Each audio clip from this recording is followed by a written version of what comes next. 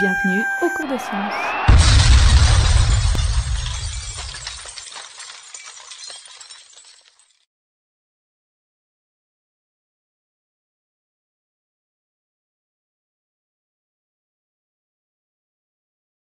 Donc, grâce à ma formule D égale V fois T, manipulation de ma formule de base V égale D sur T, je vais compléter dans la formule, d'accord? La vitesse, elle est donnée en kilomètres par heure. Il faut donc absolument que mon temps soit également en heure, ok? Oui, mais mon temps n'est pas en heure, il est en heure et en minutes.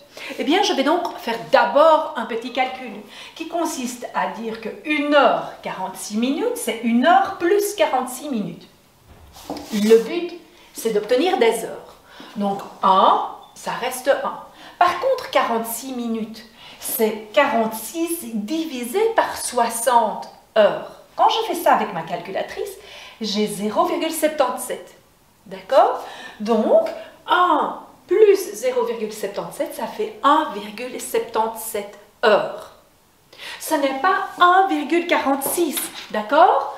1 heure 46 n'est pas 1,46 heures. 1 heure 46, c'est presque 1 heure 3 quarts. Et 3 quarts, c'est 0,75. Donc, je dois presque avoir 1,75. D'accord? Une fois que vous avez ça, alors c'est très simple. Vous notez D égale 90 fois 1,77 et vous avez tout simplement la réponse 159. Alors, s'il vous plaît, n'oubliez pas les unités, 159 km, d'accord? Puisque j'ai une distance.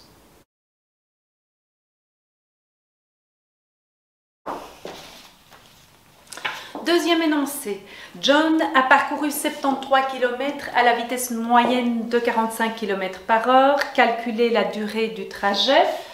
Donnez D égale 73 km, vitesse 45 km par heure. Calculez la durée, T est donc l'inconnu.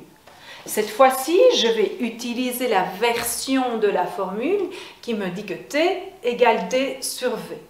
Évidemment, c'est V égale D sur T, T passe là, V en dessous, T égale D sur V. Je commence par ça, T égale D sur V, et puis je complète, d'accord? Alors, T égale D 73, V 45. Pourquoi puis-je tout simplement utiliser les valeurs telles quelles? Parce que j'ai des kilomètres. J'ai des kilomètres par heure. Donc, je peux utiliser des kilomètres et des kilomètres par heure et je sais déjà que ma réponse sera donnée en heure, puisque la vitesse est exprimée en kilomètres par heure.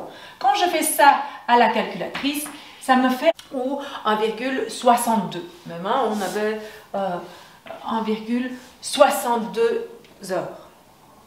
Alors, soit vous me le laissez comme ça, c'est juste, soit vous transformez les 0,62 en minutes.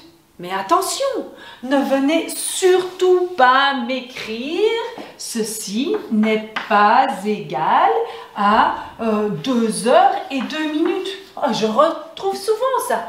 1 pour 1 heure, 62, vous me dites bah, 62 c'est 62 minutes, 62 minutes c'est 1 heure. Mais non, 2 heures c'est pas 1 heure 62, 1 heure 62 c'est un peu plus que 1 heure et demie. D'accord? Donc, si je voulais, mais je ne vous le demandais pas, je devrais dire 1,62 c'est 1 plus 0,62 heures. Donc, qu'est-ce que ça me fait? Ben, 1 reste 1 heure et 62, je vais alors la faire fois 60, ok? Pour obtenir 37. Et donc, ma réponse, alors, ça fait 1 heure et 37 minutes. Pas 2 heures et 2 minutes, d'accord? Mais ça, je ne vous demandais pas. Hein, vous pouviez vous arrêter à 1,62. C'est juste que ça, surtout, on ne fait pas. La question est calculer la vitesse moyenne. Très facile. Quel est mon inconnu et la vitesse? J'utilise donc la formule D sur T. Est-ce que je les connais? J'ai tout ce qu'il faut en tout cas, mais ils ne sont pas donnés comme ça. Donc, distance parcourue, eh bien la différence entre les deux, je prends 396,7 moins 337,2 et j'obtiens 59,5 km. Ça, presque tout le monde a obtenu. Par contre, combien de temps a duré mon trajet? Vous devez visualiser, vous rendre compte de ce que l'on parle, de ce qui se passe. 9h30 minutes. La petite aiguille est là, la grande est là en dessous. 10h03 minutes, la petite aiguille est là, la grande est là en dessous. Ça veut dire que la grande aiguille a parcouru ceci. 9h30, 9h45, 9h50, 10h et 3 minutes. Donc, toutes les réponses qui disent 1 heure et quelques, c'est impossible. Elle n'a pas fait une fois le tour. D'accord? Alors, comment allez-vous calculer ça? Bien, vous réfléchissez étape par étape. Vous ne prenez pas votre calculatrice pour mesurer d'un seul coup ce temps. D'accord? De 9h30 à 10h, ça prend 30 minutes. D'accord? De 9h30 à 10h, ça prend 30 minutes. Ok? Mais ce n'était pas 10 heures qu'on demandait, c'était 10 heures et 3 minutes. De 10 heures à 10 heures 3 minutes, ça prend 3 minutes. Donc, de 9h30 à 10h et 3 minutes, ça fait 30 plus 3, 33 minutes. Ok? Bon, on avait 20 petites secondes en plus. Vous voyez pourquoi? Parce que c'était 9h30 minutes 20 secondes et c'était pas 10h 3 minutes 20 secondes. Non, c'était 10h 3 minutes 40 secondes. Donc, il ne faut pas oublier ces 20 petites secondes qui traînent. D'accord? Même si concrètement, ça ne va rien changer au calcul, hein, bien sûr. Donc, 20 secondes, je dois aussi les compter dans mon temps.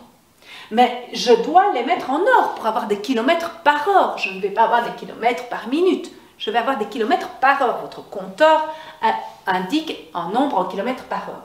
Donc, vous allez prendre les 33 minutes et vous les divisez par 60. C'est le contraire de l'exercice précédent. 33 minutes divisé par 60, ça fait 0,55. 20 secondes, maintenant pour les transformer en heures, je vais diviser par 3600, on l'a vu au cours, diviser par 60 pour arriver à des minutes et puis encore par 60 pour arriver à des heures. Donc ça fait 0,00556. Si j'additionne les deux, mes 33 minutes et 20 secondes, j'obtiens 0,5 heures. Enfin, je vais arrondir à deux chiffres derrière la virgule, donc j'arrondis convenablement, ça fait 0,56 heures. Revenons à notre calcul. V égale D sur T. D, je l'ai calculé ici, 59,5. T, je l'ai calculé ici en dessous, 0,56. 59,5 divisé par 0,56, ça fait 107, si j'arrondis, 107 km par heure.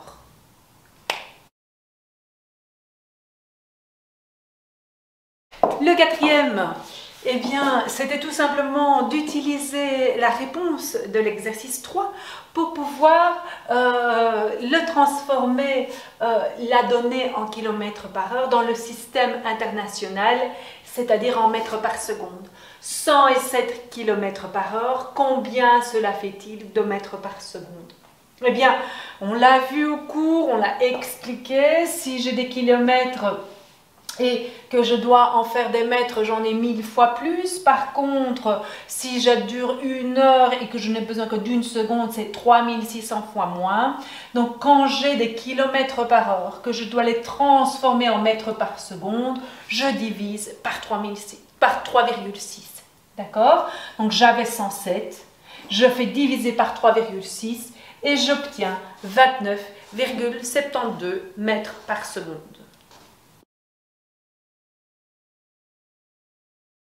Voici notre cinquième exercice. Les données. Elliott, 49 kg. Masse, 49 kg. Marche à 1,1 mètre par seconde. Vitesse égale 1,1 mètre par seconde. Quelle est son énergie cinétique? Inconnue. Formule. mv carré demi. M, 49. V, 1,1, que j'élève bien au carré en y mettant les parenthèses, divisé par 2. Je rentre ça dans la calculette, 29,65 et n'oubliez pas l'unité, joule